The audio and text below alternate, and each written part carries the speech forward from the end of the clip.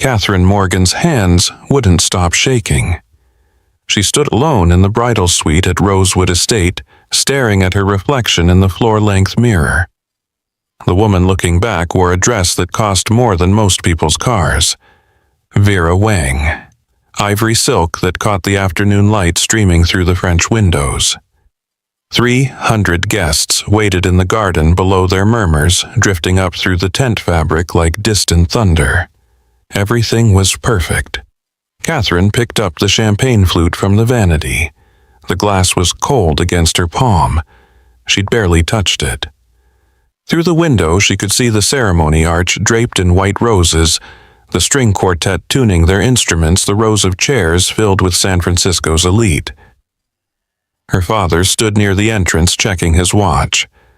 Her phone buzzed. A text from Dan Reeves, "Good luck today." She stared at the words. Her thumb hovered over the keyboard. She wanted to write something, anything. Instead, she locked the screen and set it down. The makeup artist appeared in the doorway. 5 minutes, Ms. Morgan. Catherine nodded. The woman stepped closer, dabbed at her cheek with a tissue. "You're crying." "Allergies," Catherine said automatically. The lie tasted familiar. She'd been lying for 18 months. To Tristan, to her board, to herself. Rain started outside. Light at first, then harder. Drops streaked the windows like tears the glass couldn't hold back. Catherine watched the guests shifting uncomfortably, some opening umbrellas. The weather forecast had promised sunshine. She picked up her veil. It caught on the empty chair beside the mirror, the one meant for her mother's purse. The delicate lace tore slightly at the edge. Catherine stared at the small rip, then at the chair. Empty. Like everything else in this perfectly staged life. "Ready, sweetheart?" Her father stood in the doorway, arm extended. Catherine looked past him to the garden. Tristan waited at the altar in his Tom Ford tuxedo, smiling at guests, checking his Patek Philippe. The same watch he'd worn during their first meeting when she'd pitched her AI platform and he'd barely looked up from his laptop. Her breath hitched. She saw it then. Not the future she'd planned, but the truth she'd been running from. This wedding wasn't about love. It was about optics, strategic alignment. A merger dressed up as matrimony. "Daddy," she whispered. "I've been ready my whole life." He smiled, for the wrong things. She stepped back. Her father's face changed. "Catherine, what are you? I'm sorry." She lifted her veil off, set it on the empty chair. Then she walked past him through the back corridor, her heels clicking against marble. Behind her, she heard him calling her name. She didn't stop. The rain intensified as she pushed through the service exit. Within seconds, her dress was soaked, mascara streaming down her face. A taxi idled near the service road. The driver looked startled as she climbed in wedding dress and all. "Where to?" Catherine pulled out her phone. Found Dan's contact. Stared at his address in Seattle. "The airport," she said, "as fast as you can." Have you ever walked away from something that looked perfect on paper but felt completely wrong? Drop a comment below. And if you want to see what happens when Catherine shows up at Dan's door in a soaked wedding dress, hit that subscribe button now. 3 hours and 47 minutes later, Catherine stood on a doorstep in Seattle's Queen Anne neighborhood. Rain poured down, soaking through what remained of her wedding dress. Mascara streaked her cheeks. Her hair hung in wet tangles. The house was a modest craftsman, warm light glowing through the windows. She could see shadows moving inside. A child's laugh filtered through the door. Catherine raised her hand. Hesitated. What was she doing? Dan Reeves was her employee, her creative director. A man who'd never shown the slightest interest beyond professional courtesy. She was about to destroy his evening, maybe his life, with feelings he'd never asked for. She knocked anyway. Footsteps. The door opened.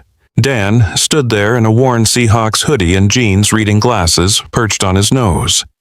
He froze, eyes widening, as he took in the sight of his CEO standing on his porch in a wedding dress at 8:30 on a Saturday night. Kat. His voice cracked on her name. Behind him, a little girl peered around his legs. 7 years old, dark curls clutching a stuffed rabbit. Her eyes went huge. "Daddy, there's a princess." "Lily, go back to your book, sweetheart." "But she's all wet." Catherine knelt down, bringing herself to the child's eye level. Up close, she could see Dan's features in the girl's face. The same warm brown eyes, the same slight dimple in the left cheek. "Not a princess," Catherine said, her voice gentler than she'd heard it in months. "More like a pumpkin who missed midnight." Lily giggled. Dan's hand tightened on the doorframe. "Jesus, Kat, come inside. You're soaking." "I need to say this first." He stared at her. Rain drummed the porch roof. Water dripped from her hair onto the welcome mat. "I left him," she said. "Tristan, at the altar, 200 people watching. I just walked out." "Holy, I've been lying to myself for 2 years." The words came faster now, like she'd been holding them behind a dam. "About what I wanted. Who I wanted.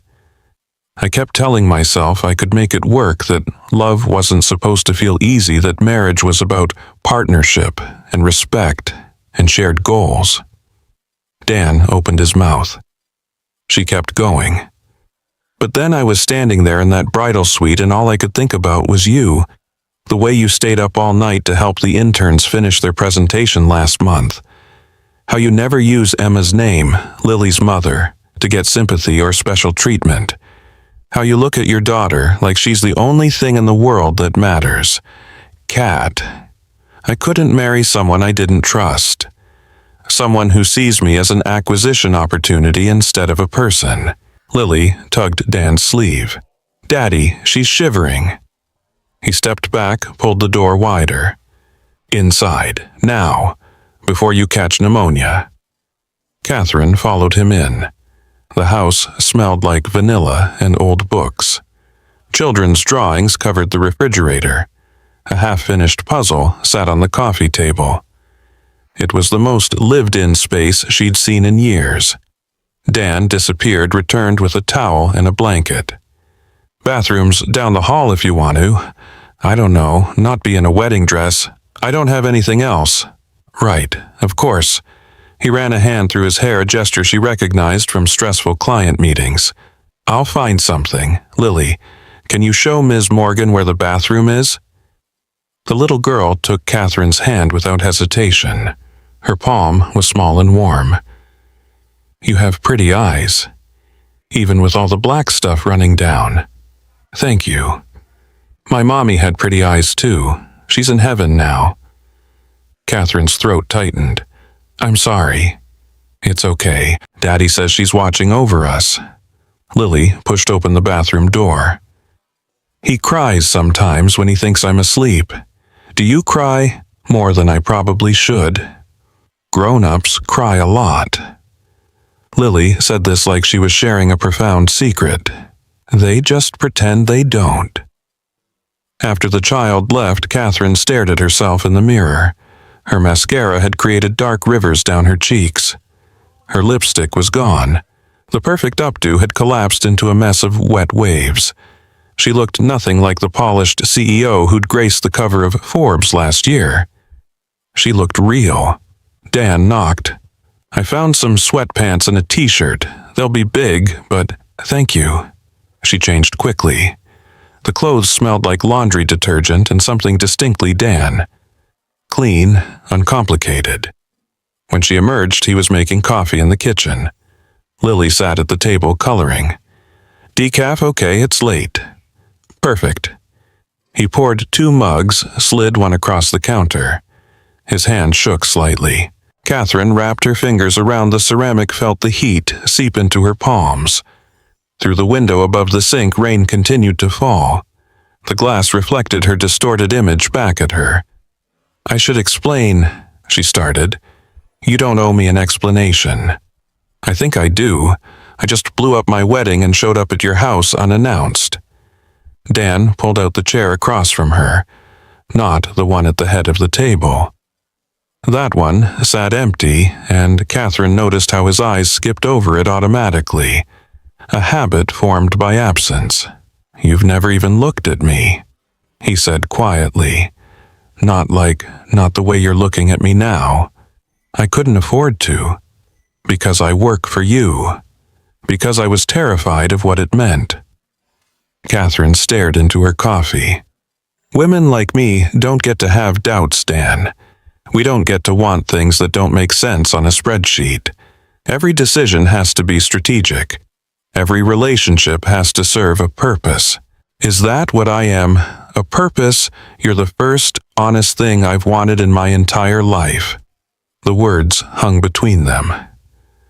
Lily hummed softly, coloring what looked like a family of 3 holding hands. Catherine couldn't stop staring at the drawing. "How long?" Dan asked. 2 years, since the company retreat in Portland." His eyebrows rose. "The one where I spilled coffee on myself during your keynote. The one where you stayed up until 3 a.m. helping those kids from the marketing internship program finish their pitch deck.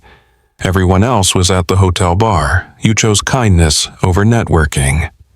"I was just being decent." "Exactly." Catherine met his eyes. "You're everything Tristan isn't. Real, genuine. You don't want anything from me except for me to be good at my job." "That's not entirely true anymore." Her breath caught. "I noticed you," Dan continued. "How could I not? But you were my boss. You were engaged. You were so far out of my league it was laughable." "I am not out of your league. You own the company Cat. I'm a woman who just destroyed her own wedding because she couldn't stop thinking about her creative director." Lily looked up from her coloring. "Are you going to kiss in movies people always kiss after they say nice things?" Dan's face flushed. "Lily, that's not—" "It's okay, Daddy. I like her." Catherine felt something crack open in her chest. "I like you too." Her phone buzzed, then again, and again. She pulled it out. 17 missed calls from Tristan. 43 text messages. She scrolled through them, watching his tone shift from concerned to angry to threatening. The last one made her stomach drop. "I know where you went. Check your email." She opened her email. The subject line read, "Board emergency session Monday 9 a.m. Dan leaned over, read the screen. "Shit. He's calling for my resignation. Can he do that? His family invested $20 million in our last funding round. He has board allies." Catherine's hands started shaking again. "I've handed him everything he needs. Unstable CEO, poor judgment. Abandoning professional responsibilities for personal drama. You exposed his fraud." "What?" "Last week, you told me you found irregularities in the merger documents." Catherine had almost forgotten. In the chaos of the wedding, the discovery had slipped her mind. She'd been so focused on getting through the ceremony, on maintaining appearances, that she'd filed the information away to deal with later. The due diligence. She set down her phone. His company's financials. The projected synergies were inflated by at least 40%. He was setting us up for a hostile takeover. Then you have leverage. Maybe. Catherine rubbed her temples. Or maybe it looks like I'm making excuses. Convenient timing, discovering fraud right after I jilt him at the altar. Lily yawned. Dan glanced at the clock on the microwave. Past someone's bedtime. But I want to stay up with the princess. Not a princess, remember, and princesses need sleep too. He scooped his daughter into his arms. She wrapped herself around him like a koala, the stuffed rabbit dangling from one hand. Will you be here in the morning? Catherine looked at Dan. He looked back, a question in his eyes. I don't know, sweetheart, Catherine said honestly. After Dan disappeared down the hallway, Catherine wandered to the living room. More drawings on the walls. Lily's school photos arranged chronologically, and on the mantel a single framed picture Dan with a woman who had Lily's eyes and a smile that reached all the way to her soul. Emma, the wife he'd lost to cancer 3 years ago.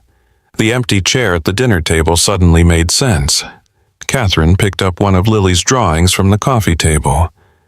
3 stick figures holding hands. One tall, one medium, one small.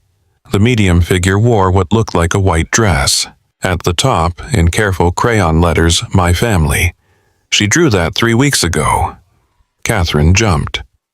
Dan stood in the doorway watching her. "I told her it was just pretend." He continued moving closer. "That sometimes we draw things we wish for, not things that are real." What did she say? That wishes can come true if you're brave enough. Catherine set the drawing down carefully. She's wise for 7. She's had to grow up fast. Dan sat on the couch, patted the cushion beside him. Catherine sat, leaving space between them. "After Emma died, I thought I was done.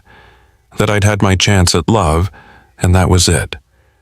One and done. You don't have to. I want to." He turned to face her. "You're not the only one who's been lying, Kat. I told myself my feelings for you were just admiration, professional respect. But then you'd laugh at something in a meeting, really laugh, not that corporate smile you use for clients, and I'd forget what I was saying. I never noticed. You weren't supposed to. I got good at hiding it." He reached out, tucked a strand of still damp hair behind her ear. His fingers lingered against her cheek. "But when you showed up tonight in that dress saying those things, I can't pretend anymore either." The space between them dissolved. Catherine didn't know who moved first. Their lips met, gentle and questioning. Not the passionate collision of romance novels, but something quieter, more profound. A conversation without words. When they pulled apart, Dan rested his forehead against hers. "This is crazy," he whispered. "Completely. You could lose your company. I know. I could lose my job. I know that too. And we're still doing this." Catherine pulled back, looked him in the eye. "I spent 18 months engaged to someone I didn't love because it made sense on paper. I'm done making sense." They sat like that, foreheads touching, breathing the same air until Catherine's phone shattered the moment with another buzz. She glanced at the screen. Her mother. "How could you embarrass us like this?" Her father. "Call me, now." Margaret Chen, board chair. "We need to talk before Monday." "I should go," Catherine said, even as everything in her wanted to stay. "Where? Hotel, I guess. I can't exactly go home to the apartment, Tristan and I." "The apartment?" "Stay here, guest room, no expectations." "Dan, it's late. You're exhausted. And I have a feeling tomorrow's going to be hell for both of us." He stood, offered his hand. "Let me help, just for tonight." Catherine took his hand and let him pull her to her feet. The guest room was small but comfortable.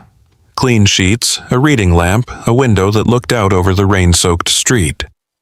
Dan brought her a new toothbrush, still in the package, and a glass of water. Anything else you need. Everything Catherine thought. Time. Courage. A way to make this work that didn't destroy both their lives. "This is perfect," she said instead. "Thank you." He hesitated in the doorway. "For what it's worth, I'm glad you came." After he left, Catherine lay in the unfamiliar bed listening to rain against the window. Her phone continued to buzz with increasingly frantic messages. She turned it off. Just for tonight, she wanted to exist in this small pocket of peace before the storm hit. Monday arrived faster than either of them wanted. Catherine borrowed more of Dan's clothes for the drive to Vertex Technologies' downtown Seattle headquarters. Dark jeans, a button-down shirt, her ruined heels from the wedding. Not exactly board meeting attire, but she'd left her power suits in the apartment she couldn't face returning to. Dan drove. Neither of them spoke much. At a red light, he reached over and squeezed her hand. Whatever happens, I know. The Vertex building rose 40 stories, all glass and steel. Catherine had designed it herself 5 years ago, right after the Series C funding. She'd wanted transparency, openness. Now, climbing out of Dan's modest Subaru in the visitor parking, she felt like she was approaching a fortress designed to keep her out. Security met her in the lobby. Not the usual friendly wave. 2 guards, stone-faced. "Miss Morgan, the board is waiting. Conference room A." "I know where the conference room is, Marcus. I picked out the furniture. We're to escort you directly." So it was like that. Dan tried to follow. The second guard stepped in front of him. "Employees only, sir." "I am an employee. Not for this meeting." Catherine touched Dan's arm. "It's okay. Wait in your office." "Cat, I'll be fine." She wasn't fine. Conference room A held 12 board members seated around a table she'd imported from Denmark. Floor-to-ceiling windows overlooked Elliott Bay. On a clear day, you could see the Olympics. Today, rain obscured everything beyond the nearest buildings. Tristan Ashford's face filled the screen at the head of the table, calling in from San Francisco.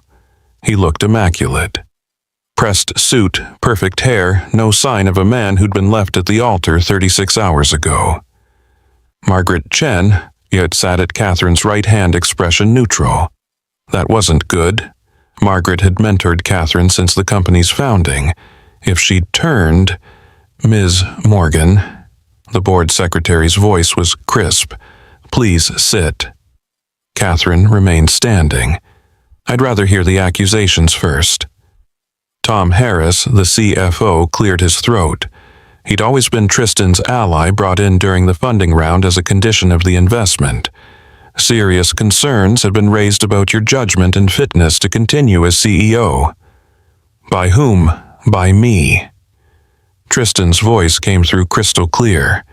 "Catherine, I'm trying to protect you here. The stress you've been under, the erratic behavior. This isn't you, isn't it? Leaving your wedding, disappearing for 2 days. We're concerned about your mental state." "My mental state is fine, Tristan." "Is it because witnesses place you at the home of Daniel Reeves Saturday night? Your direct report wearing his clothes Sunday morning?" The room went silent. Catherine felt 12 pairs of eyes on her. "Are you having me followed?" "I'm protecting the company's interests. An inappropriate relationship between CEO and subordinate creates massive liability." "There's no inappropriate relationship." "Then how do you explain the photographs?" A tablet slid across the table. Catherine looked down. Security camera footage from Dan's street. Her arriving in the wedding dress, leaving the next morning. The timestamp was damning. Margaret finally spoke. "Catherine, I think we need to discuss a temporary leave of absence, just until things settle." "Things won't settle, Margaret. That's the point." Catherine placed both palms on the table, leaned forward.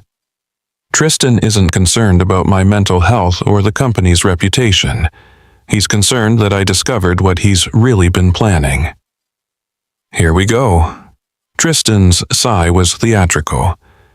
"The conspiracy theories. Show them, Tom." The CFO shifted uncomfortably. "Show them what? The merger documents. The real projections versus what Tristan's team provided." "I don't know what you're—" "Don't lie for him." Catherine's voice cut like glass. "You're too good an accountant not to have noticed. The inflated revenue forecasts, the hidden debt structures, the poison pill clauses buried in the fine print." She pulled a folder from her bag, slapped it on the table. Inside were printouts she'd made the week before, when she'd finally taken the time to dig into the numbers that hadn't added up. Tristan's company is over-leveraged by $300 million. The merger wasn't about synergy. It was about using Vertex's balance sheet to cover his losses. and if it failed, the clauses would give Ashford Capital controlling interest. That's defamatory, Tristan said, but his voice had changed, less confident. It's factual. I have 3 independent accounting firms ready to verify every number. Margaret picked up the folder, started reading. Her expression shifted. Tom, did you review these documents? The CFO said nothing. Tom, there may have been some optimistic projections. Optimistic? Catherine laughed, but there was no humor in it. He was planning a hostile takeover. The wedding, the relationship, all of it was strategic. Find the vulnerability, exploit it. She pulled out her phone, brought up an email, projected it onto the screen. Tristan's face went pale. The message was from him to Tom Harris, dated 6 weeks before the proposal. She's smart, but emotional about the company. Personal attachment is the weakness. Engagement should provide sufficient access to board dynamics. The room erupted.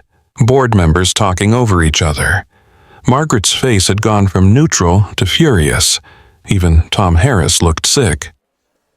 That's out of context, Tristan said, but he was shouting now, defensive.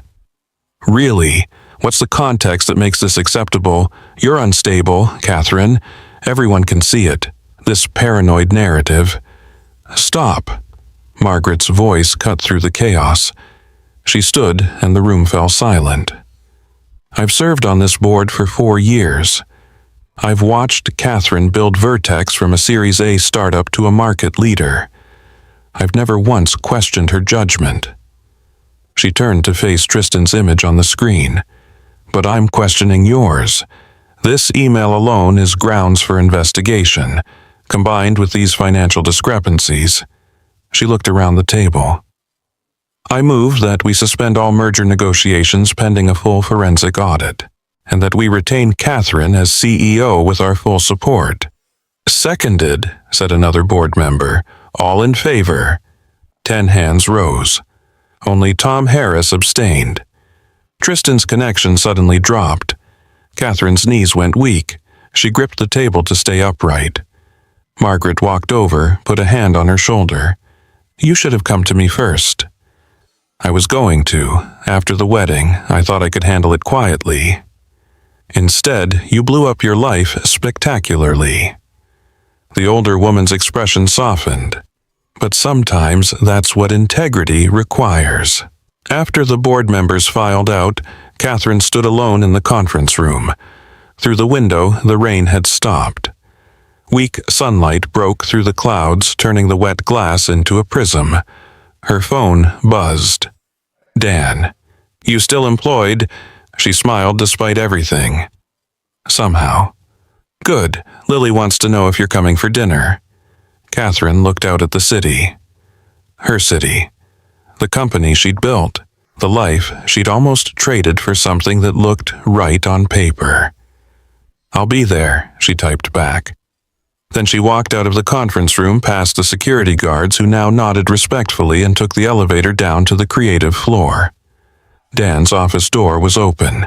He looked up as she appeared, relief flooding his features.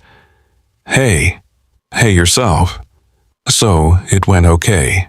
Better than okay. Tristan's out, the merger's dead, and apparently I'm still CEO. That's incredible. Catherine leaned against the doorframe. Around them, employees pretended not to stare. Office gossip traveled faster than their fiber optic internet. It's going to be complicated, she said. Us, the company, the optics. Probably. People will talk. They already are. I might have just made both our lives significantly harder. Dan stood crossed to where she stood close enough that she could feel the warmth of him, but not touching. Not here. Not yet. You chose the truth over convenience, he said quietly. That's never the easy path, but it's always the right one. Catherine felt something in her chest unknot. For the first time in 2 years, maybe longer, she could breathe all the way in. Dinner tonight? She asked. Lily's making spaghetti. Well, I'm making spaghetti. She's making a mess.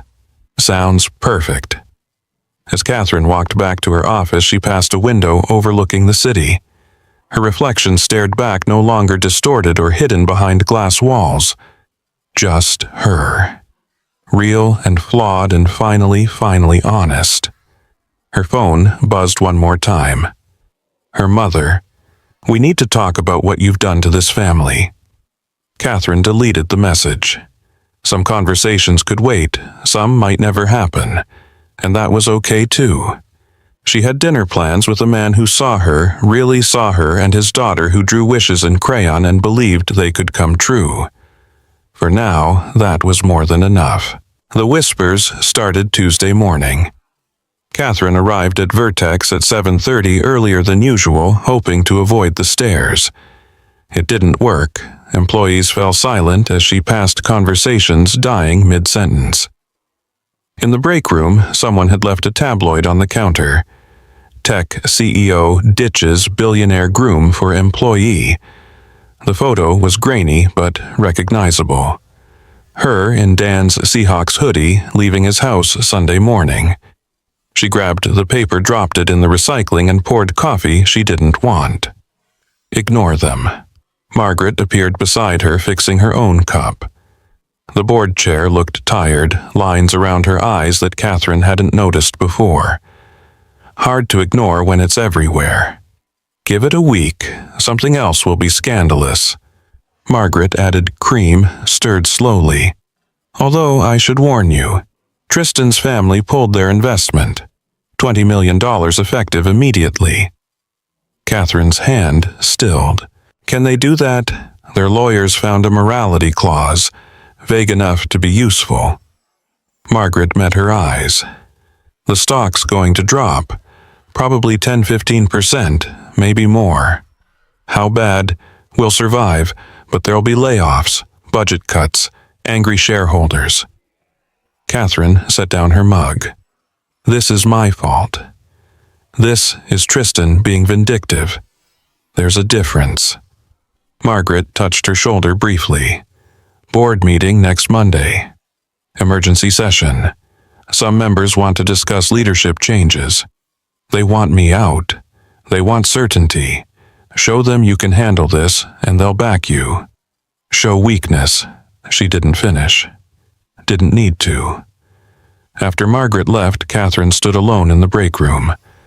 Through the window, Seattle stretched gray and drizzling. The rain never really stopped here. Just paused between downpours.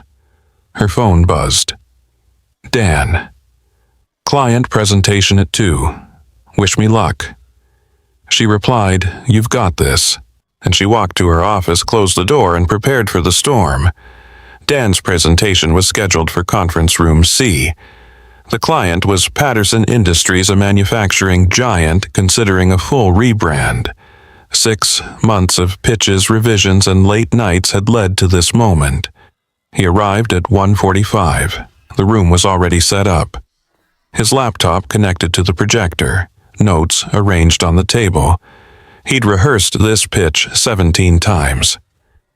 Tom Harris walked in at 1:50. The CFO hadn't spoken to Dan since the board meeting. Now he smiled cold and corporate. "Big day, Reeves. We're ready." "I'm sure you are." Harris took a seat in the back. Wouldn't want anything to go wrong. The clients arrived at 2. 3 executives, including Patterson's CEO. Dan shook hands, made small talk, then dimmed the lights and started the presentation. The first slide appeared. Wrong logo, wrong tagline, wrong everything. Dan's stomach dropped. "I apologize. Technical issue. Give me 1 second." He clicked to the next slide. A photo of him and Catherine leaving Vertex together last week, blown up to fill the screen. The timestamp visible.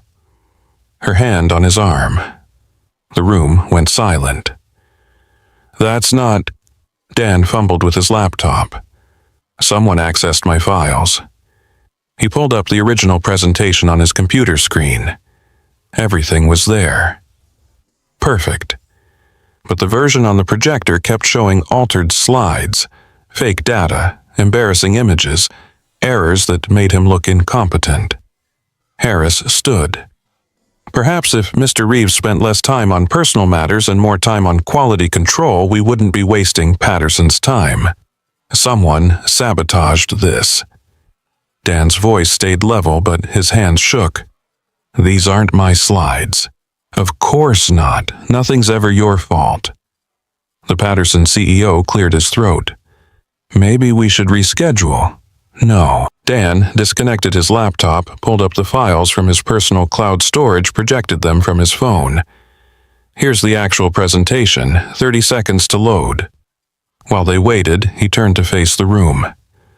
I've worked at Vertex for 6 years, led campaigns that tripled our client retention and quadrupled revenue. My personal life has never compromised my work.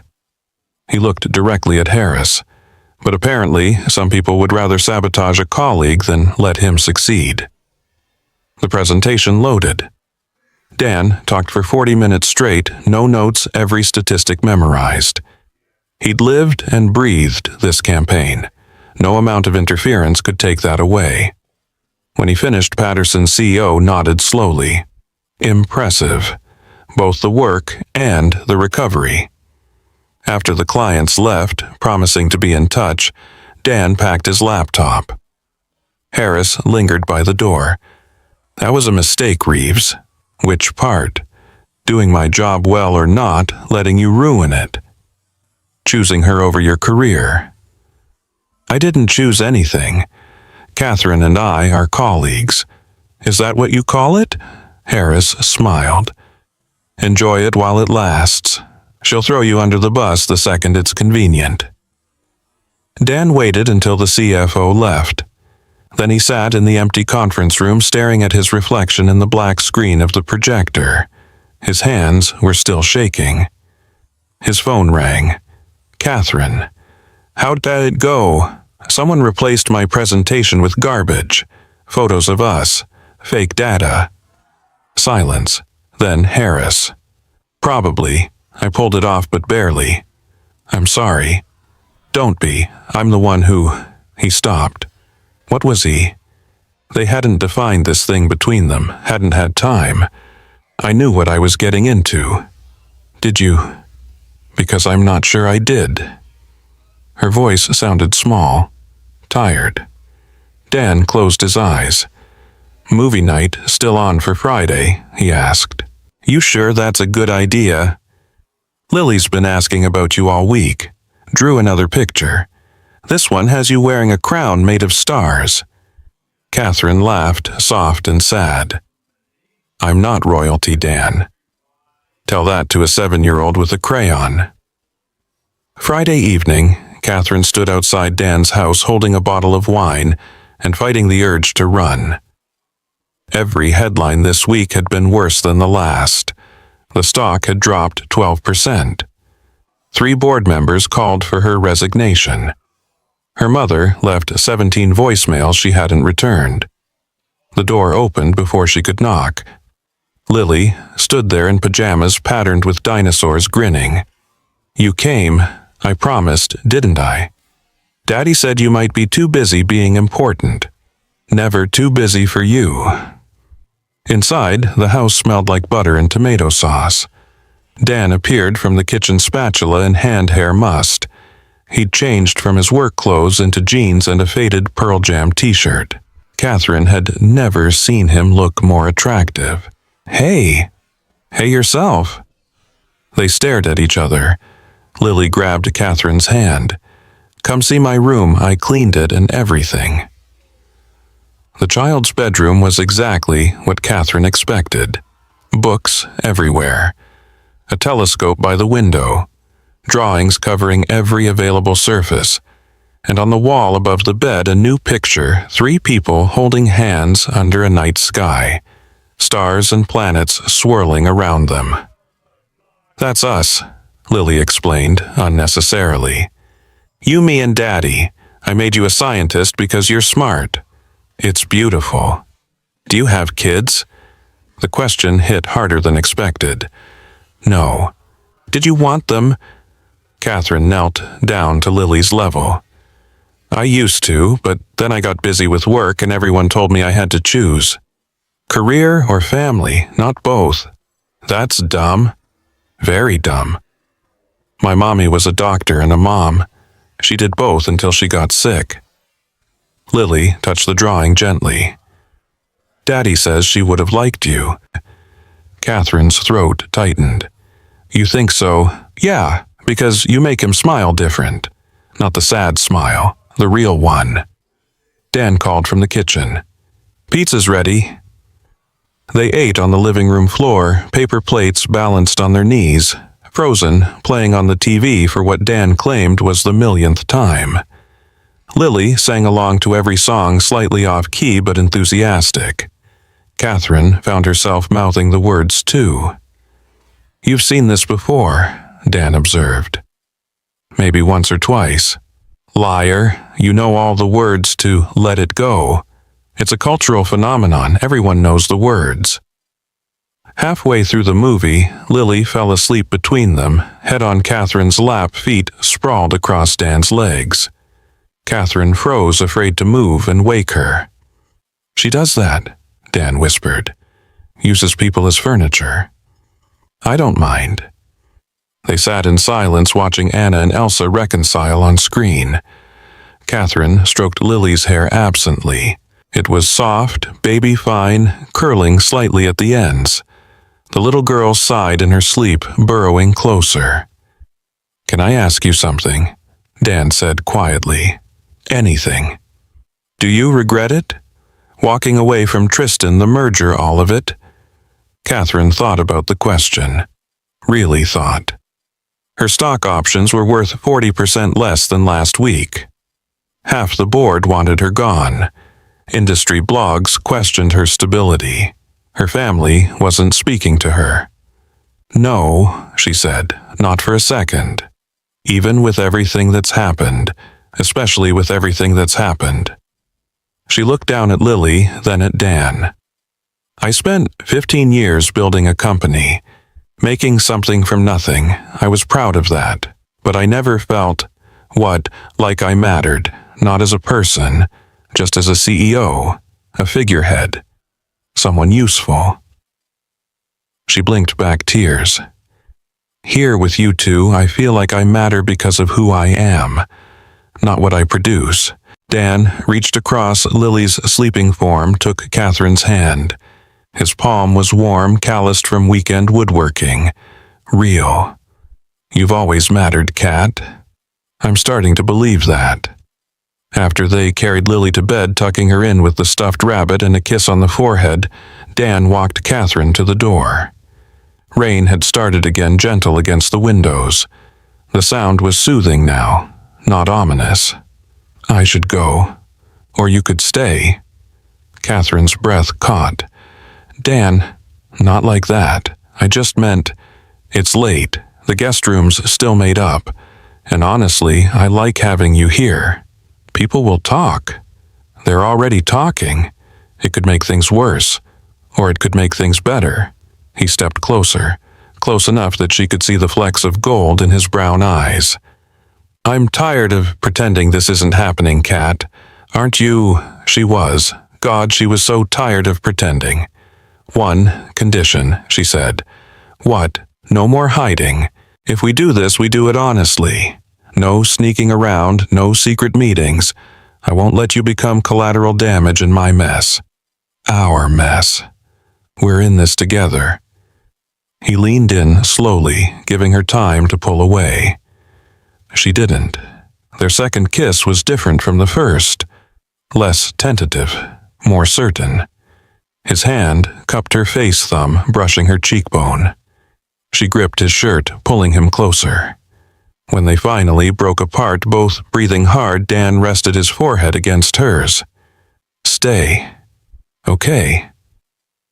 Catherine woke Saturday morning to the smell of pancakes and the sound of Lily singing off-key in the kitchen. Sunlight streamed through the guest room window. For the first time in weeks, she'd slept through the night. Her phone showed 32 missed calls. Reality crashed back. She scrolled through messages. Her mother, her father, board members, journalists, and one from an unknown number with a Seattle area code. She opened it. "Miss Morgan, we have information about Ashford Capital you'll want to see. Can we meet confidential?" No name. No signature. Catherine stared at the message. It could be a trap, a journalist fishing for a story, or something legitimate. She typed back, "Who is this?" The response came immediately. Someone who worked for Tristan. Someone he screwed over. The enemy of my enemy. Her finger hovered over the delete button. Then she thought about Harris sabotaging Dan's presentation, about the stock price tanking, about board members calling for her head. Monday, 7 a.m., Vertex lobby. "See you there." Catherine found Dan and Lily in the kitchen. The little girl sat at the table, face covered in syrup, reading a picture book. Dan stood at the stove flipping pancakes with more confidence than his cooking skills probably warranted. "Morning," he said, smiling. "Sleep okay?" "Better than I have in months." "Pancakes, please." Lily looked up. "Can we go to the aquarium today?" All three of us, Dan and Catherine, exchanged glances. "Lily, Miss Morgan probably has work." "Cat," Catherine interrupted. "Call me Cat. And actually, the aquarium sounds perfect." They spent the day watching jellyfish pulse through dark water, touching sea stars in the tide pool exhibit, eating overpriced hot dogs. Lily held both their hands swinging between them. Tourists took photos without realizing they were documenting the personal life of a CEO whose face had been all over the news. Catherine didn't care. In the shark tunnel, standing beneath thousands of gallons of water, Lily pressed her face to the glass. "Do you think sharks get lonely?" "Maybe," Catherine said. "But they're also really good at being sharks." "That's sad, being good at something but lonely." Dan caught Catherine's eye. She looked away, throat tight. That evening, back at Dan's house, Catherine finally called her mother. Catherine Elizabeth Morgan. The full name. Never good. "Hi, Mom. Do you have any idea what you've done to this family?" Catherine walked to the window. Rain streaked the glass, distorting her reflection. "I left a wedding, that's all." "That's all your father's business partners are distancing themselves. The Ashfords are telling everyone you've had a breakdown. I had to cancel my book club because I couldn't face the questions." "I'm sorry your book club is uncomfortable." "Don't be glib. This is serious. Your reputation, your company, your entire future is at stake." "I know." "Then come home. Apologize to Tristan. We can spin this as cold feet pre-wedding jitters. His family might forgive." "No." Silence. Catherine had never said no to her mother, not like that. Flat and final. "Excuse me. I'm not apologizing. I'm not going back. Tristan was using me, Mom, using the company. The whole relationship was strategic." "All relationships are strategic, Catherine. Your father and I didn't build our life on romance. We built it on respect, shared goals, practicality." "And are you happy?" More silence. "Happiness is a luxury," her mother said finally. "Success is what matters." "I used to believe that." Catherine pressed her palm against the window. The glass was cold. "I don't anymore. Because of this employee, this widower with a child. His name is Dan. And yes, because of him. Because of Lily. Because they see me as a person, not an asset." "You're being naive." "Maybe. Or maybe I'm being honest for the first time in my life. If you pursue this, you'll lose everything." "I already lost everything, Mom. The difference is now I have a chance to build something real." Her mother's voice turned icy. "Don't come crying to me when it falls apart." "I won't." The line went dead. Catherine stood there, phone in hand, feeling lighter and heavier simultaneously. Behind her, Dan appeared in the doorway. "You okay? My mother thinks I'm having a breakdown." "Are you?" Catherine considered. "Maybe, but it's the good kind. The kind where everything fake breaks so something real can grow." He crossed the room, wrapped his arms around her from behind. They stood like that, looking out at the rain-soaked street, not speaking, just being. Catherine's phone buzzed. Margaret. "Board meeting moved to Thursday, 10 a.m. Be ready." Monday morning, Catherine arrived at Vertex at 6:45. The lobby was empty except for security and the night cleaning crew. She bought coffee from the first-floor cafe, then sat by the windows to wait. At 7 exactly, a woman appeared. Mid-30s, wearing a business suit and anxious expression. She scanned the lobby, spotted Catherine, walked over. "Miss Morgan, call me Kat, and you are Sarah Chen. I worked in Ashford Capital's accounting department until last month." She sat, pulled out a tablet. "What I'm about to show you could get me sued into oblivion." "Then why show me?" "Because Tristan destroyed my career when I questioned his numbers. Filed a false complaint, got me blacklisted." Sarah's jaw tightened. "I have nothing left to lose, but you do, and you deserve the truth." She turned the tablet around. The documents were damning. Emails between Tristan and Tom Harris dating back 18 months. Plans to inflate Vertex's valuation, push through the merger, then systematically strip assets. Financial projections that were pure fiction, and messages about Catherine herself. Target is emotionally isolated, father figure complex, needs validation. Engagement will provide leverage. Catherine's hands shook as she scrolled through months of manipulation laid out in clinical detail. "There's more," Sarah said quietly. "Evidence of insider trading, market manipulation, fraud that could bring federal charges. Why give this to me? Because you can stop him. You have platform resources, credibility." Sarah leaned forward. "But you need to act fast. Tristan's lawyers are burying everything. In 2 weeks, this evidence disappears." Catherine stared at the documents. With these, she could destroy Tristan. Save her company. Vindicate herself completely. The board would have no choice but to support her. "Can I keep these? Everything's on this drive." Sarah handed over a thumb drive. "Encrypted. Password is your company's founding date." After Sarah left, Catherine sat in the empty lobby holding the drive. Outside, Seattle woke up. Office workers hurrying through rain.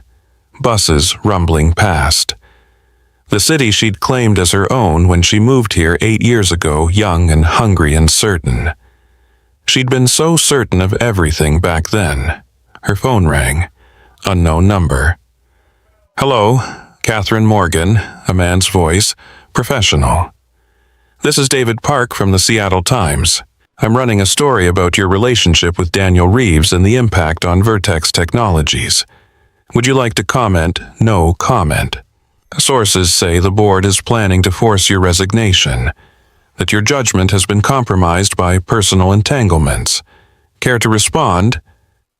Catherine hung up. The calls kept coming. Forbes, TechCrunch, The Wall Street Journal. By 9 a.m. her phone was useless. She turned it off and went to find Dan. He was in his office, door closed, on a video call with clients. Through the glass wall she could see him gesturing, explaining being brilliant at his job. A job he might lose because of her. Margaret found her watching. "You're in early. Couldn't sleep." "Neither could I." The board chair held 2 cups of coffee, offered one. "Thursday's meeting. It's going to be rough." "How rough?" 6 board members want you out. 5 are undecided. 1 is solidly in your corner. You, me. Margaret sipped her coffee. "But I'm not enough. You need to give them a reason to keep you. Something concrete, not just promises of better judgment." Catherine thought about the thumb drive in her pocket, the evidence that could save everything. What if I had proof of Tristan's fraud, his manipulation, everything? Margaret's eyes sharpened. Do you, maybe? Catherine, I need to think about it. Thursday morning arrived too fast. Catherine dressed carefully. Navy suit, white blouse, minimal jewelry. Armor disguised as business casual. She'd barely slept, the thumb drive sitting on her nightstand like a live grenade. Dan had offered to come to the office early. She'd said no. This was hers to handle. The boardroom filled at 9:45.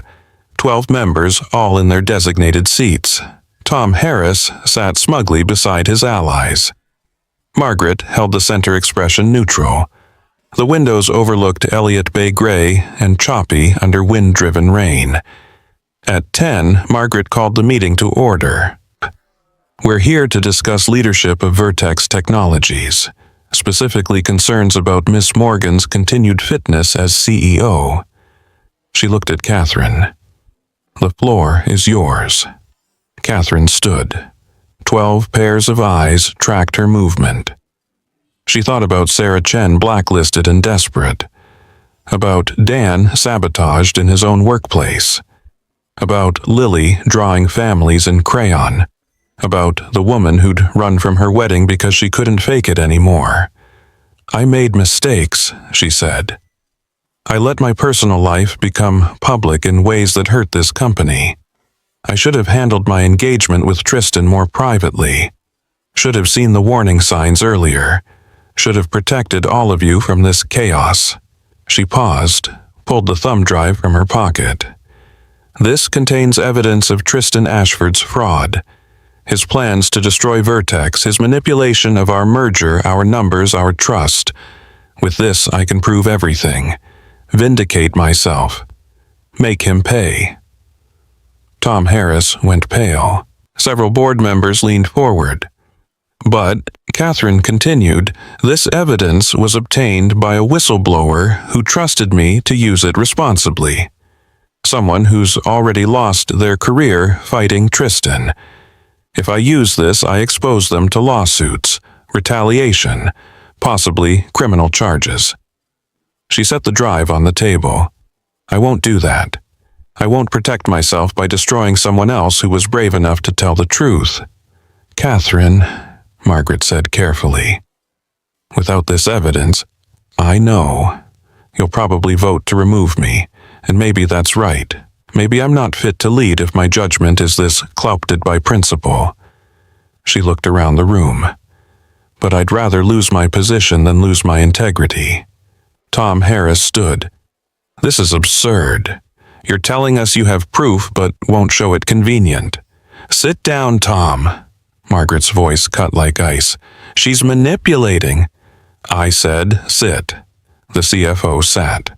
Margaret walked to where Catherine had placed the thumb drive. Picked it up, examined it. 30 years ago, Margaret said quietly, I was offered a promotion. VP of Engineering at a Fortune 500, my dream job. There was one condition. I had to fire 3 people who'd blown the whistle on safety violations, people who were right, people who'd trusted me. She set the drive back down. I took the job, I fired them, and I've regretted it every day since. She looked around the table. I watched those 3 people lose everything while I climbed the ladder. Built my reputation on their sacrifice. It's why I've never been able to sleep well. Why I mentor young women trying to make up for it. She turned to Catherine. This what you're doing right now, this is leadership, not protecting yourself at others' expense, not taking the easy path. Margaret looked at the other board members. I move that we not only retain Catherine as CEO, but expand her authority to restructure as she sees fit, including full audit powers over all departments. The implication was clear. Tom Harris would be gone. Seconded, said another board member. The vote was 8-4. Catherine kept her job. After the room cleared, Margaret and Catherine stood alone by the windows. Rain hammered the glass. The motif Catherine had stopped noticing. Water washing away facades, leaving only truth. "Thank you," Catherine said. "Don't thank me. You earned it." Margaret handed back the thumb drive. "But you should still use this, not to protect yourself, to stop him from hurting anyone else." "I will, on my terms, protecting the source." "Good." Margaret moved toward the door, paused. "That man, Dan, he's good for you. I can see it. The board just voted to keep you. They'll adjust." A slight smile. "Besides, half of them are having affairs with their assistants. They're hardly in a position to judge." After Margaret left, Catherine stood at the window. Below, Seattle bustled, cars and people and life continuing despite her personal drama. The city didn't care about her heartbreak or triumph. It just kept moving. Her phone buzzed. Dan. "Still employed?" She smiled. "Somehow. Lily wants to know if you're free for dinner. We're making spaghetti. She's making spaghetti. I'm making spaghetti. She's making a mess. Important distinction."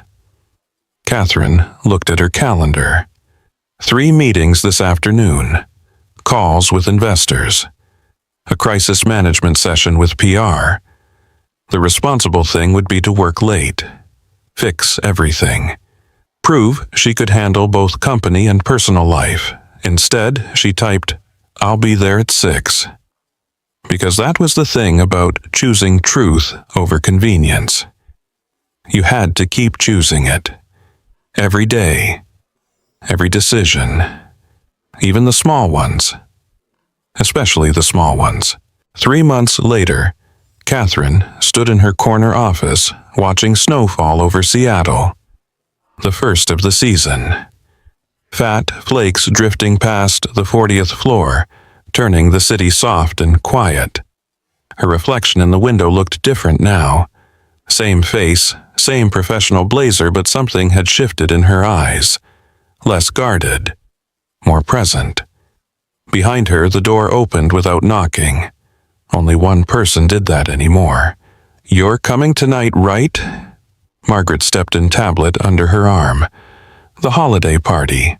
Please tell me you're coming." "Do I have a choice?" "No. It's mandatory. Board's orders." Margaret smiled. "Also, I heard a rumor that a certain creative director is bringing his daughter." Catherine turned from the window. "Lily's coming. Apparently, she threatened to boycott Christmas if she couldn't see the fancy building where her dad works." Dan caved. 3 months of careful navigation. Professional boundaries at work, no public displays. Separate cars to company events.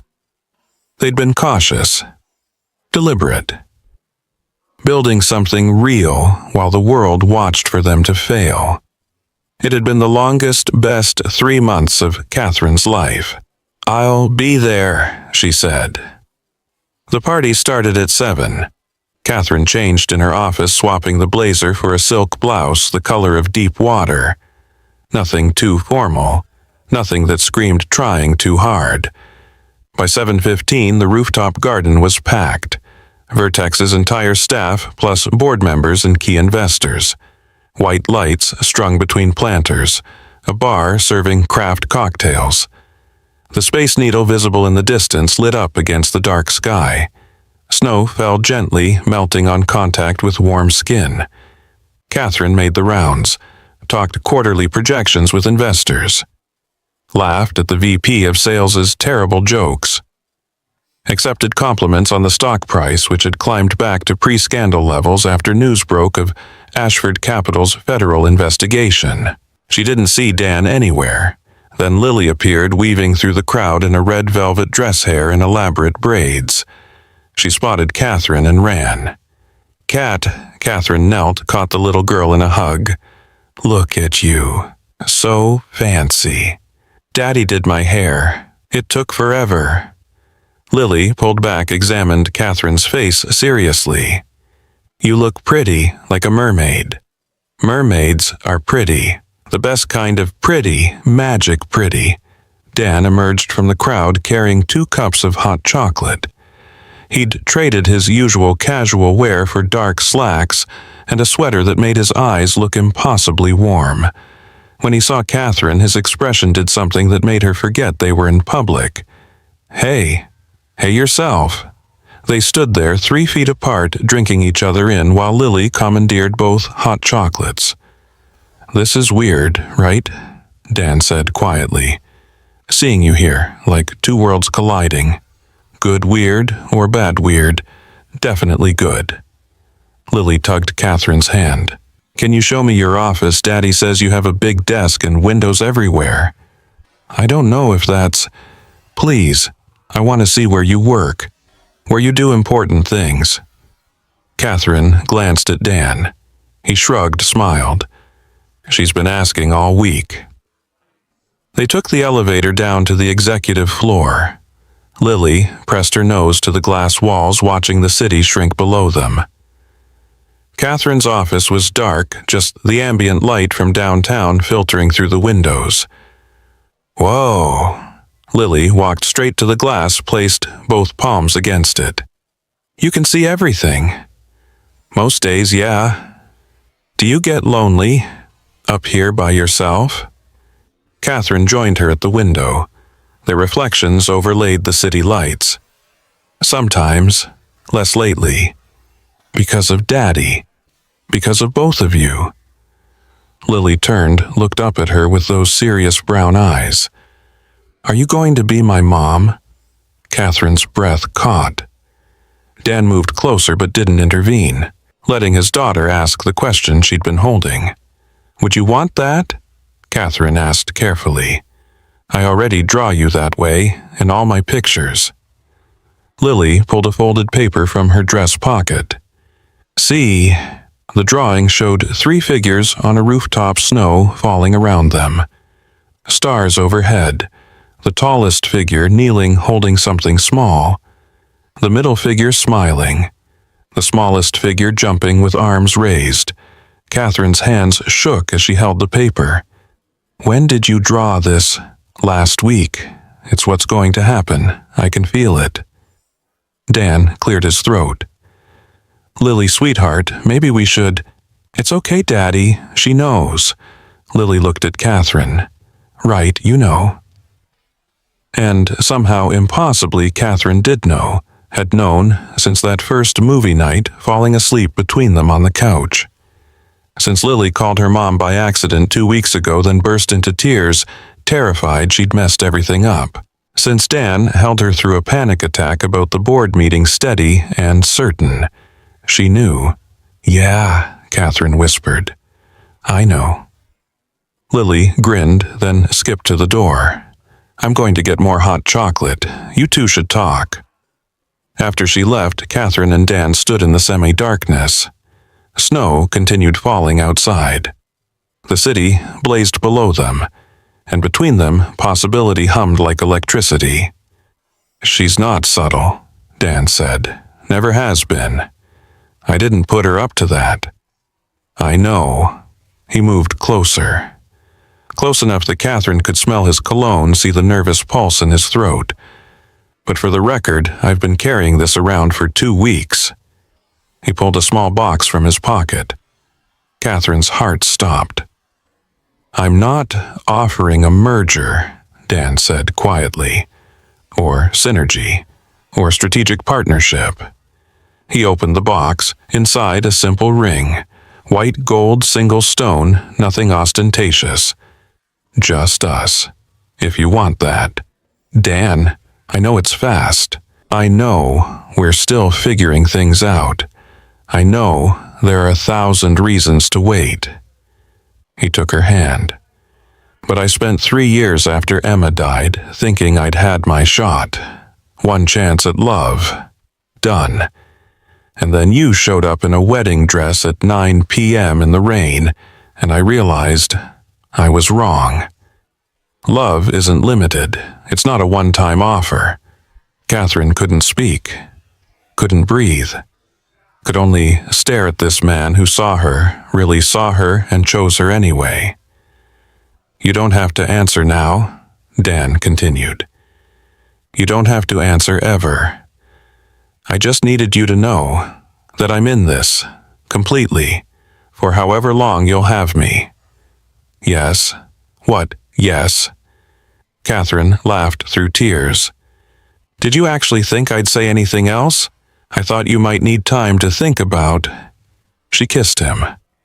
Right there in her corner office, the one she'd designed to keep people at a distance, surrounded by glass walls that no longer felt like barriers. His arms wrapped around her waist, lifting her slightly. The ring box pressed between them. When they finally broke apart, both breathing hard, Dan rested his forehead against hers. "We should probably get back to the party." "Probably." Neither of them moved. "Your board's going to lose their minds." "Let them." He slipped the ring onto her finger. Perfect fit. Like he'd measured while she slept, which he probably had.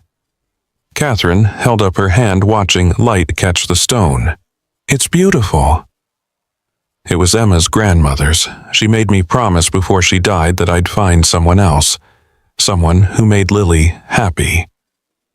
His voice cracked. "She would have loved you, Kat. The real you, not the CEO version. I wish I could have met her. She would have said you were too good for me." Smart woman. They took the elevator back up. The rooftop was more crowded now, music playing, people dancing. Lily spotted them immediately and came running. "Did you ask? Did she say yes? Let me see the ring." Catherine held out her hand. Lily squealed loud enough that nearby conversations stopped. Heads turned. Catherine felt the moment the news rippled through the crowd. Her CEO, their creative director, engaged. Margaret appeared, champagne in hand. She looked at the ring, at Catherine's face, at Dan's protective stance, and smiled. "About damn time. You knew. Please, I've been running interference for months. Why do you think Harris mysteriously got reassigned to the Portland office?"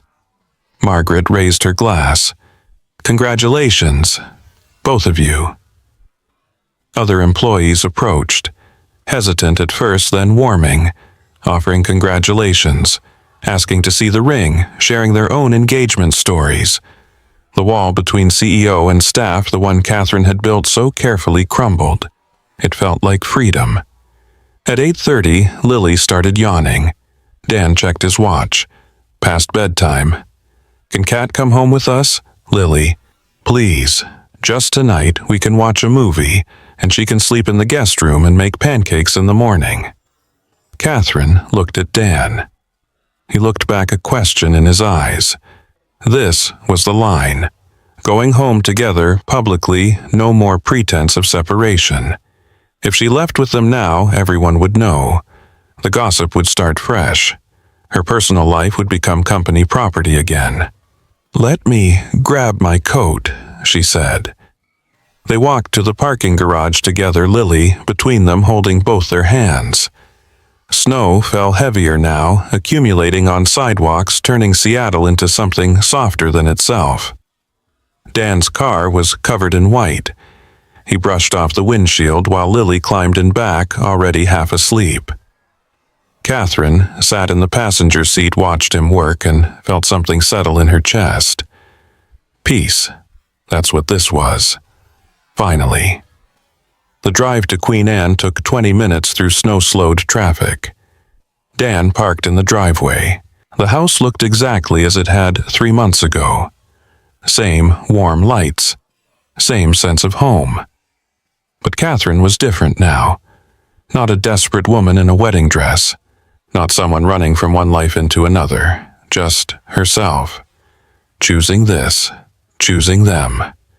Inside, Dan carried Lily straight to bed. She barely woke, mumbled something about mermaids and stars, then curled around her stuffed rabbit. Catherine stood in the doorway, watching Dan tuck the blanket around his daughter with such tenderness it hurt. "She's lucky," Catherine said, "to have you. We're the lucky ones." After Lily was settled, they sat on the couch. No movie, no pretense of activity, just sitting together in the dim light, Dan's arm around her shoulders, Catherine's head on his chest. The Christmas tree in the corner blinked multicolored lights. Outside, snow continued falling. "I used to imagine this," Catherine said. "When I was younger, before business school, before the startup, before I learned that wanting a family made me weak." "Who told you that?" "Everyone. My mother. My first serious boyfriend. Professors who said women in tech had to choose. Board members who suggested kids would distract me." She turned her ring, watching it catch the light. "I believed them, convinced myself career was enough. And now I know they were wrong, all of them." She sat up, looked at him directly. "I'm not giving up my career. Vertex matters. But it's not the only thing that matters anymore." "Good." Dan kissed her forehead. "Because Lily's already planning the wedding. She has a binder. She's 7. She's prepared." Catherine laughed. "When did she start planning?" "About 3 hours after you showed up that first night. She told me you were staying. I told her it was complicated. She said love isn't complicated, adults just make it that way." She's not wrong. They sat in comfortable silence. Catherine's phone buzzed.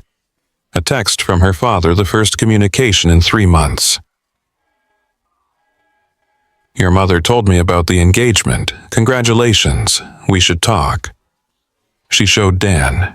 He read it, handed the phone back without comment. "I don't know if I'm ready," Catherine said.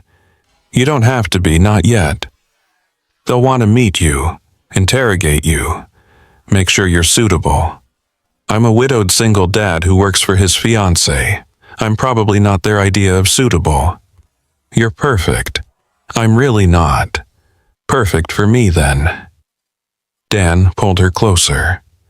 They stayed like that until Catherine's eyes grew heavy. She should go home, get proper sleep, maintain some boundaries. But the couch was comfortable. Dan was warm and she was tired of leaving. "Stay," he whispered like he could read her thoughts. "I'm already here." "I mean really stay, not the guest room, not temporary." He pulled back to look at her. "Move in, not right away, but soon, when you're ready. Make this home." Catherine thought about her downtown apartment. Sterile and perfect, decorated by professionals, empty of anything that mattered. She'd been sleeping there less and less, making excuses to stay here where Lily's drawings covered the fridge and dinner was chaotic, and love felt like a verb instead of a concept. "I'm ready now," she said.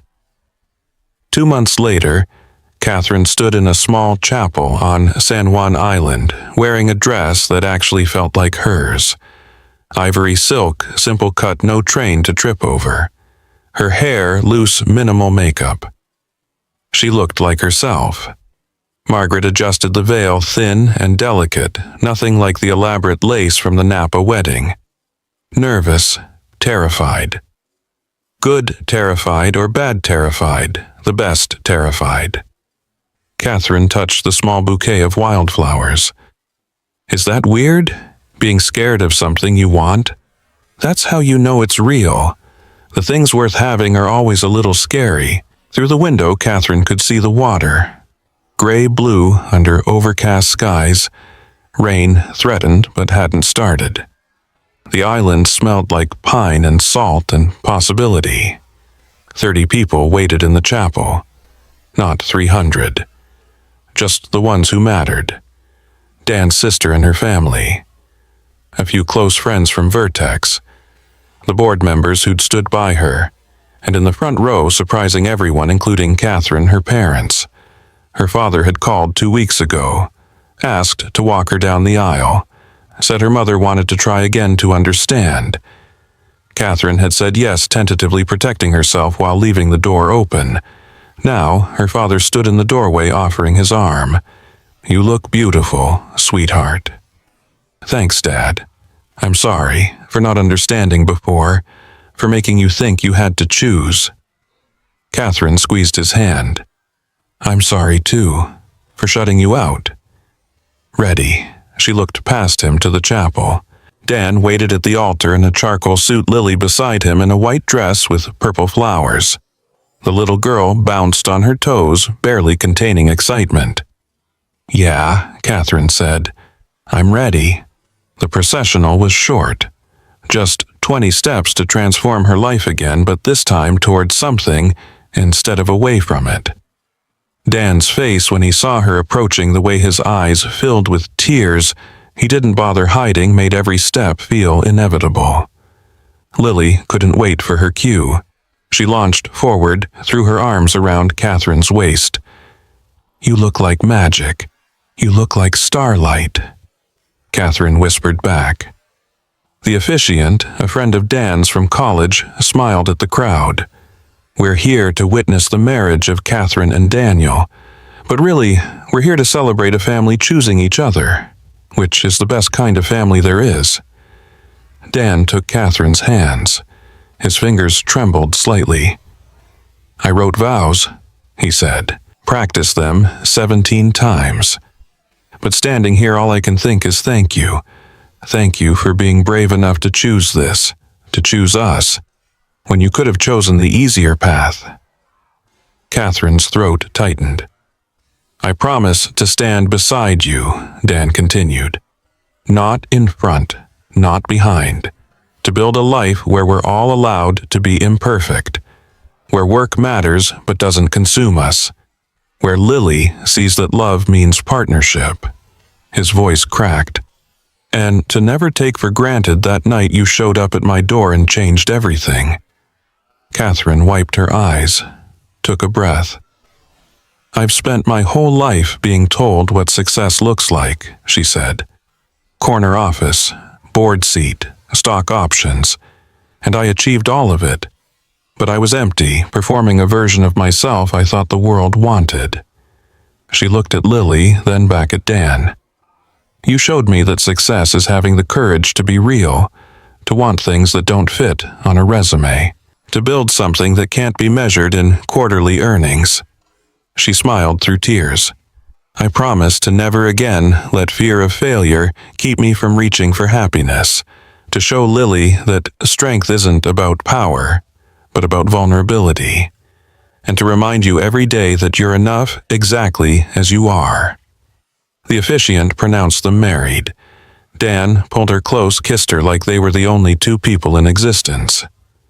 Lily wedged between them, creating a family hug that had the whole congregation laughing through tears. The photographer captured the moment. Not perfect, not posed, just real. The reception was held at a restored barn overlooking the water. Fairy lights strung between rafters. Long tables covered in wildflowers. Food served family style, everyone passing dishes, reaching across each other, making it feel like the world's best dinner party instead of a formal event. Catherine's mother approached during appetizers. She looked uncomfortable in the casual setting, but she was trying. The venue is lovely. Thanks for coming, Mom. I almost didn't. Her mother smoothed her dress. Your father convinced me. Said we'd already missed too much. You didn't miss anything yet, we're just getting started. Her mother's eyes filled. I was wrong. About so many things. I thought I was protecting you, teaching you to be strong. You did teach me to be strong, just not the way you intended. They hugged. Awkward at first, then genuine. Healing would take time. But time Catherine was learning was something you made for the things that mattered. Dinner was chaotic and perfect. Lily spilled juice on her dress and didn't care. Dan's sister told embarrassing childhood stories. Margaret gave a toast about integrity that had half the room crying. Then Catherine's father stood glass raised. To my daughter, he said, who taught me that true success isn't building empires. It's having the courage to walk away from the wrong ones. And to Dan and Lily, thank you for showing her that family doesn't hold you back. It gives you something worth fighting for. The band started playing. Dan led Catherine onto the makeshift dance floor. Other couples joined them, but Catherine only saw Dan. The way he held her careful and certain. The way he looked at her like she was the answer to a question he'd stopped asking. "Any regrets?" he murmured against her hair. Catherine glanced around. Lily teaching board members how to do the chicken dance. Her parents laughing at something Margaret said. The future she'd never dared to imagine unfolding in real time. Just one. Dan pulled back concerned. "That I waited so long to be brave." He smiled. "You're brave now. That's what counts." They danced until Lily cut in, insisting on standing on Dan's feet while Catherine held both their hands. The three of them swaying to music, connected complete. Later, after the cake and toasts and dancing after Lily fell asleep on a bench and had to be carried to the car after goodbye hugs and promises to visit soon, Catherine and Dan stood on the barn's deck watching the water. Rain started. Gentle at first, then steady. The guests scattered, but Catherine and Dan didn't move. "Should we go inside?" Dan asked. "Not yet." The rain soaked her dress, ruined her hair, washed away the last remnants of makeup. She'd spent $40,000 on a dress she never wore in the Napa wedding. This one cost $800. It would be destroyed by morning. She'd never felt more beautiful. "Catherine Reeves," Dan said, testing the name. "How does it sound? Like coming home?" He kissed her in the rain while their family and friends watched from the windows, smiling at the crazy couple who chose each other despite everything, who chose truth over convenience, who chose love over fear, who chose to build something real in a world that demanded performance. The rain continued falling, washing everything clean, leaving only what was true. And Catherine Morgan, now Catherine Reeves, CEO and wife and mother, stood in it without seeking shelter, because some things were worth getting wet for. Some things were worth everything. 1 year later, Catherine sat on the porch swing of their house on Bainbridge Island watching Dan chase Lily through the sprinklers. The yard was big enough for a garden which they'd planted together in spring. Tomatoes and basil and wildflowers that attracted bees. The house itself was nothing like her old apartment. 100 years old wood siding that needed paint floors that creaked. Dan had fallen in love with it immediately. Catherine had needed convincing. Now she couldn't imagine living anywhere else. Her laptop sat open beside her quarterly reports, half read. Vertex had posted record profits. The company culture had shifted under her new policies. Mandatory parental leave, flexible hours, remote work options. Other tech companies were copying the model. Several female executives had sent private messages thanking her for showing that vulnerability and strength could coexist, that choosing family didn't mean abandoning ambition. Her phone buzzed. A news alert. Former VC titan Tristan Ashford indicted on federal fraud charges. Catherine read the article. The evidence Sarah Chen had provided, combined with the SEC's investigation, had finally caught up with him. 23 counts. Facing serious prison time. She felt no satisfaction, just relief that the shadow had lifted completely. Dan appeared on the porch, soaked from the sprinkler's, hair dripping. He collapsed beside her on the swing, making it rock. "What are you reading?" Tristan got indicted. Dan leaned over to see, read silently, then closed the laptop. "Good, he deserves it." He took her hand. "You okay? I keep thinking about that night, standing in the bridal suite. What if I'd gone through with it? You wouldn't have." "How do you know?" "Because you're the woman who drives to someone's house in a wedding dress at 9 p.m. in the rain." He kissed her knuckles. "You don't do things halfway, Kat. Not even the scary things." Lily ran up the porch steps, tracking water and grass. "Mom, "Dad, can we have ice cream now?" The words still made Catherine's chest tight. The adoption had been finalized 6 months ago, official and legal, but Lily had been calling her mom since the engagement, like she'd known all along. "After dinner," Catherine said. "But I'm hungry now. That's what dinner is for. You sound like a real mom." Lily grinned, then launched herself into Catherine's lap, getting her wet. "A bossy one. Takes one to know one." They ate dinner on the back deck. Grilled salmon Dan had learned to make watching YouTube videos. Lily's contribution was setting the table, which she did with elaborate care, making sure each fork was precisely parallel to the plate. The sun set over the water, pink and orange bleeding into purple. Fairy lights moving across the sound. Catherine had learned the schedule by heart. The 7:15 to Seattle, the 8:30 return. "Mom, can I be excused?" Catherine glanced at Lily's plate. Half the vegetables remained. 3 more bites of broccoli. 2, 4. Lily groaned, but complied, then ran inside to her room. Through the window, Catherine could see her at her desk drawing. Always drawing.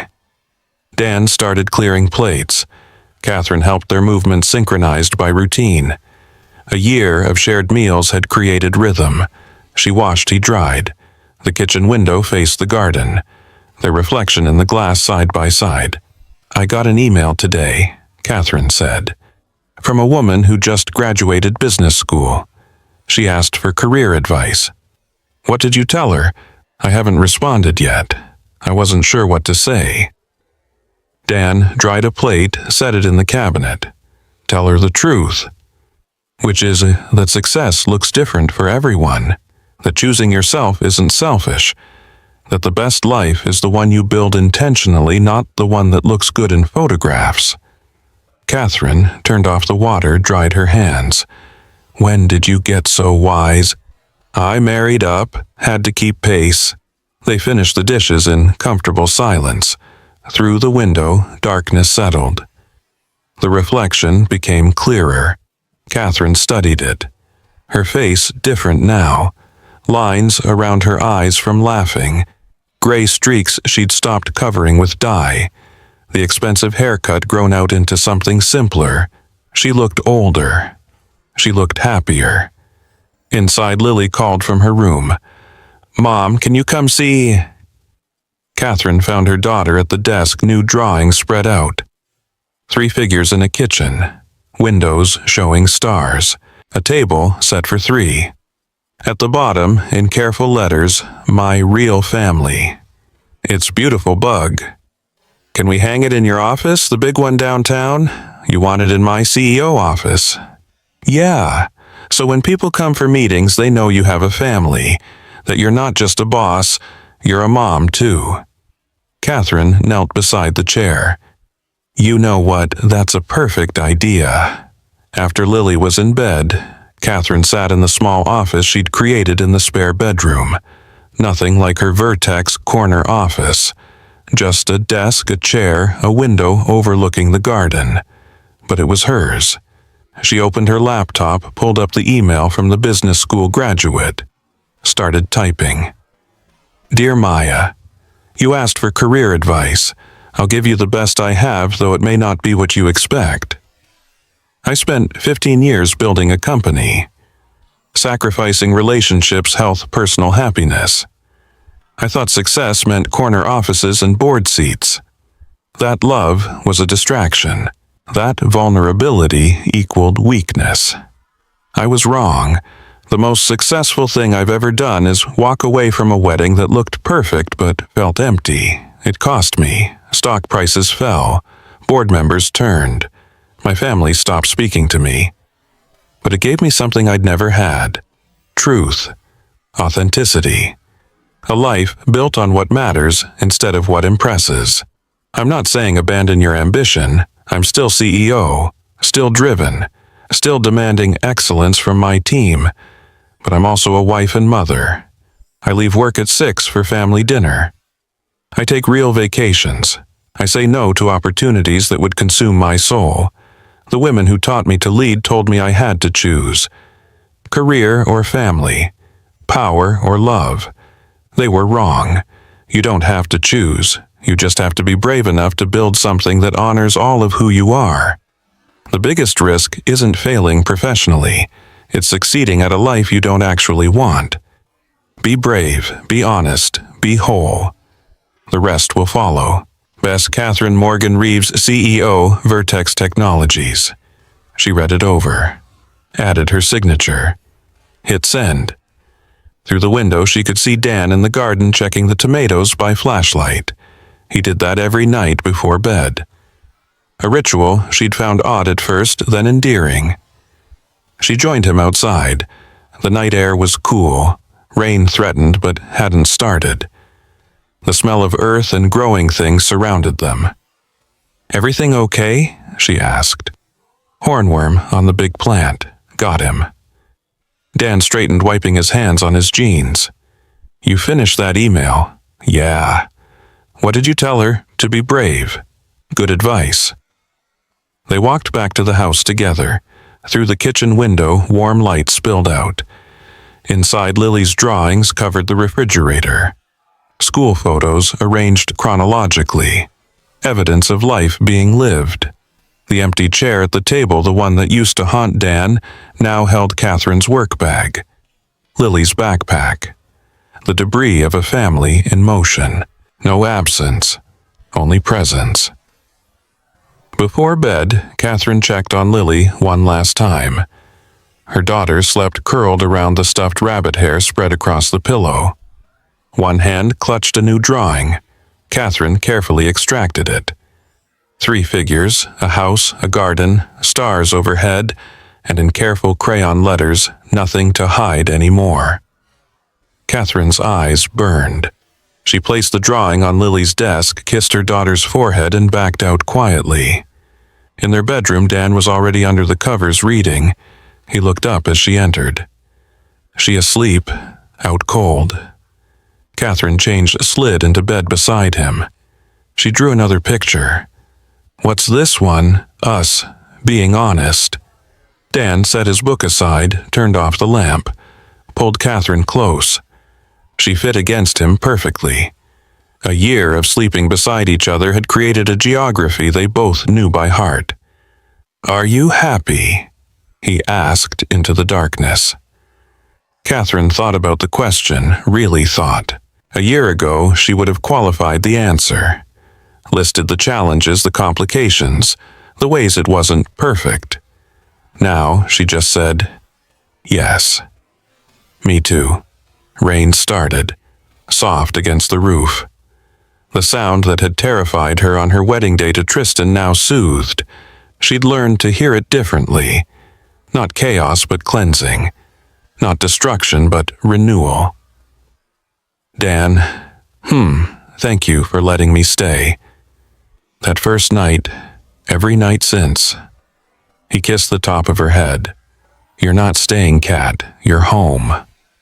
Sunday morning arrived with rare sunshine. Catherine woke to the smell of pancakes and Lily's off-key singing. She padded downstairs in Dan's old t-shirt and flannel pants. The kitchen was a disaster. Flour on every surface. Lily at the stove with Dan, both wearing matching apron. A stack of slightly burned pancakes on the counter. "Morning, sleepyhead," Dan said. "Coffee's ready." Catherine poured a cup, leaned against the counter, watched her husband and daughter navigate the kitchen with practiced teamwork. Lily cracked eggs with intense concentration. Dan caught the shells before they hit the bowl. "Can we go to the beach today?" Lily asked. "All 3 of us. I have work." Catherine started, then stopped herself. The work could wait. It would always be there. But Lily's childhood wouldn't. Actually, yes. Let's go to the beach. They spent the afternoon at Fort Ward Park. Lily collected shells and rocks, creating elaborate arrangements on a piece of driftwood. Dan skipped stones across the water, teaching Catherine the wrist motion. She was terrible at it. "You're thinking too hard," he said. Just feel it. I'm a CEO, I think everything too hard. Former CEO behavior, current Catherine just lets go. She tried again. The stone skipped once, twice, then sank. Better. Lily ran over pockets full of treasures. Look what I found. This one looks like a heart, this one's a star, this one's just pretty. She laid them out on Catherine's palm, small and ordinary and perfect. What are you going to do with them? Catherine asked. Keep them forever, to remember this day. That night, after Lily was asleep, after the dishes were washed and the house tidied, Catherine and Dan sat at the kitchen table. Rain had started again. Steady and rhythmic. The windows fogged from cooking dinner. Catherine had brought Lily's newest drawing downstairs, the one that said nothing to hide anymore. She placed it on the table between them. Do you ever miss it? Dan asked. Your old life, the simplicity of just being CEO. God, no, that life was empty. But easier. Easier isn't better. Catherine traced the crayon lines of the drawing. I spent 38 years being what everyone else wanted. Perfect daughter, perfect student, perfect CEO. I was dying inside and didn't even know it. She looked up at him. You saved me by letting me save myself. I didn't do anything. You saw me, the real me, and you didn't run. Dan reached across the table, took her hand. Running never crossed my mind. They sat like that while rain drummed the roof. The kitchen was warm, the windows fogged, their reflection visible in the glass but soft, indistinct, not the sharp, harsh clarity of her old office, something gentler. I need to tell you something, Catherine said. Dan's expression shifted, concerned. Margaret's retiring. She offered me her board seat, chair position. Kat, that's amazing. It means more responsibility, more time commitment, more visibility. Okay. I told her I'd think about it. Talk to you first. Why, it's your career. Because it affects all of us. More late nights, more travel, less time here. She squeezed his hand. I won't take it if you don't want me to. Dan was quiet for a moment. Do you want it? Part of me does. The part that still loves the challenge. That wants to push Vertex forward. And the other part wants to be here, with you and Lily, not missing bedtimes and beach days. So do both. It's not that simple, isn't it? Dan leaned forward. You've spent a year proving you can have a career and a family. That the choice everyone said you had to make was bullshit. Why stop now? Because I don't want to mess this up. You won't. You know why. He gestured around the kitchen. The mess from dinner. Lily's drawings on the fridge. The evidence of imperfect, beautiful life. Because you're not doing it alone anymore. We're a team. You take the chair position. I pick up more at home. We figure it out together. Catherine felt something unclench in her chest. The fear she'd been carrying. That success in one area meant failure in another. That she still had to choose. You're sure? I'm sure. He smiled. Besides, Lily's going to lose her mind when she finds out her mom is chair of the board. She'll want to make business cards. Catherine laughed. She probably will. They cleared the table together. Catherine washed while Dan dried, their reflection in the window above the sink. Two people side by side moving in rhythm. Outside, rain continued. Inside, warmth and light and belonging. Later, lying in bed, Catherine listened to the house settle. Dan's breathing beside her. Lily's gentle snoring from down the hall. The rain against the windows. The creak of old wood. All the sounds of home. She thought about the woman she'd been, standing in that bridal suite in Napa, terrified and trapped and desperate for something she couldn't name. She'd needed to blow up her life to find it. Needed to lose everything to gain what mattered.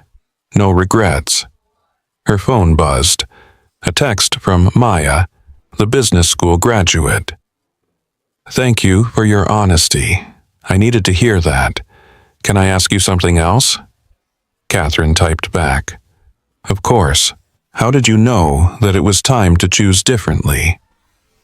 Catherine stared at the question, thought about wedding dresses and rain and doorsteps, about a little girl who drew families before they existed, about a man who saw her and didn't run. She typed, "I stopped being able to breathe, and then I met someone who reminded me how." The response came quickly. "That's beautiful." It's true. The best things usually are. Catherine set her phone down, rolled over to face Dan. He was asleep, face peaceful. She studied him in the dim light. The man who'd let her into his life when she showed up desperate and soaking, who'd stood beside her through scandal and scrutiny, who'd chosen her every day since. She touched his face gently. He stirred, but didn't wake. "Thank you," she whispered. The next morning was Monday. Back to work. Catherine dressed in her professional armor, blazer and slacks, minimal jewelry, hair pulled back, the CEO version. But when she looked in the mirror, she didn't see a performance anymore. Just herself. Integrated, whole. Lily appeared in the doorway, already dressed for school. "Can I ride with you today? To Seattle?" "You'll be late for school." "Dad said he'd drive me after. I want to see your office, put up my drawing." Catherine glanced at Dan. He shrugged, smiled. "Okay, let's do it." They took the ferry together. Lily pressed her face to the window, watching Seattle grow closer. The city Catherine had claimed as hers 8 years ago. Still beautiful. Still home. At Vertex, employees did double takes seeing Catherine arrive with a child, but no one questioned it. A year of integration had normalized what once seemed scandalous. In her office, Catherine let Lily choose where to hang the drawing. The girl circled the space, considering angles and light. Finally pointed to the wall directly across from Catherine's desk. "There, so when you're working you can look up and remember." "Remember what? That you're not just a boss. You're my mom too." Catherine hung the drawing carefully, stepped back to examine it. 3 figures in a kitchen. Windows showing stars. "My real family" in crayon. Perfect. Her assistant knocked. "Ms. Morgan, the board's ready for you." "Be right there." Catherine turned to Lily. "Dad's picking you up in 20 minutes. Stay here, okay?" "Can I sit at your desk?" "Sure. Just don't approve any budgets." Lily giggled, climbed into the CEO chair, feet dangling, spun in a circle. The board meeting was routine. Quarterly reviews, strategic planning. Margaret announced her retirement officially. Nominated Catherine for chair. The vote was unanimous, after Margaret pulled Catherine aside. "You've come a long way. I had a good teacher. I taught you business. You taught yourself how to live." Margaret smiled. "Don't lose that, the living part, no matter how high you climb." "I won't. I have people who won't let me." Back in her office, Lily was at the desk drawing on Catherine's notepad. She'd created a new picture, the Vertex building with a heart on top. "For your new job," she explained. "So, the building has feelings." Catherine picked up the drawing, added it to the wall beside the family picture. "You know what I think every building needs, feelings." They rode the ferry back together. Lily fell asleep against Catherine's shoulder. The weight of her warm and trusting was the best feeling in the world. That evening, Catherine got home to find Dan making spaghetti. Lily's job was tearing lettuce for salad. Catherine changed out of her work clothes, joined them in the kitchen. They moved around each other easily. A choreography learned through repetition. Catherine set the table. 3 plates, 3 forks, 3 chairs, all filled. They ate on the back deck despite the cold, bundled in sweaters watching the sunset paint the water. Lily talked about her day, a boy in her class who ate paste, the science project on volcanoes, the way her teacher pronounced library wrong, normal, mundane, perfect. After dinner, Lily asked to play a board game. They chose Monopoly, which took 2 hours and ended with Lily owning everything and Dan and Catherine bankrupt. "You're ruthless," Dan told his daughter. "I learned from Mom. She's a CEO. Former CEO, Catherine corrected. Now I'm chair." "What's the difference? More meetings, less fun. Then why do it?" Catherine considered the question. Why did she do it? Not for money, not for power, not even for legacy. "Because I love building things," she said finally. "And because showing up matters. Being present for the work you care about matters. Like being present for family. Exactly like that." After Lily went to bed, Catherine and Dan cleaned up. The routine familiar, comforting. When the kitchen was spotless, they stood at the sink looking out the window. Rain had started again. Gentle, persistent. The garden glistened. "You never did tell me," Dan said, "why you came to my house that night." "What do you mean I told you I couldn't marry Tristan? But why my house? You could have gone anywhere, hotel, friend's place, your parents." Catherine thought about it. The question she'd never fully answered. "Because you were the only real thing in my life," she said slowly. "Everyone else saw the CEO, the board seat, the stock options. You saw me, the person underneath all that. I barely knew you. You knew me better than anyone." She turned to face him. "That night at the company retreat, when you helped those interns, you looked at me like I was a person, not a walking quarterly report, just Catherine. You were always just Catherine to me. I know. That's why I came." They stood in the quiet kitchen, rain drumming the roof, the dishwasher humming, the house settling around them. "I'm glad you did," Dan said. "Come to my door." "Me too. Even though it was crazy, especially because it was crazy." He kissed her, soft and certain. A year of kisses had made them experts in each other. When they pulled apart, Catherine rested her forehead against his. "I love this life," she whispered. "Our messy, imperfect, beautiful life. It's pretty great, isn't it? It's everything." They turned off the lights, checked on Lily one last time. The little girl slept sprawled across her bed, stuffed rabbit, abandoned on the floor. Catherine picked it up, tucked it beside her daughter. In their bedroom, Catherine stood at the window, looking out at the dark garden, the rain, the life they'd built here. No glass walls separating her from the world, no barriers, just windows showing truth. Dan appeared behind her, wrapped his arms around her waist. They stood like that, watching the rain together. "What are you thinking about?" he asked. "How different everything is. A year ago, I was planning a wedding I didn't want, living a life I didn't recognize, playing a part. And now I'm exactly where I'm supposed to be." They got into bed. Dan turned off the light. Catherine curled against him, listening to his heartbeat, steady and strong. Outside, rain continued. Inside, 3 people slept. A family built on truth instead of convenience, on love instead of strategy. Catherine's last thought before sleep was simple. She was home, not in a building, not in a city, not in a job title or stock portfolio. In this, the messy kitchen and sleeping child and man beside her, the drawings on the fridge and burned pancakes and imperfect, beautiful, ordinary everything. This was success. This was enough. This was home. And for the first time in her life, Catherine Morgan Reeves wasn't hiding, wasn't performing, wasn't pretending to be anything other than exactly who she was. The rain drummed the windows.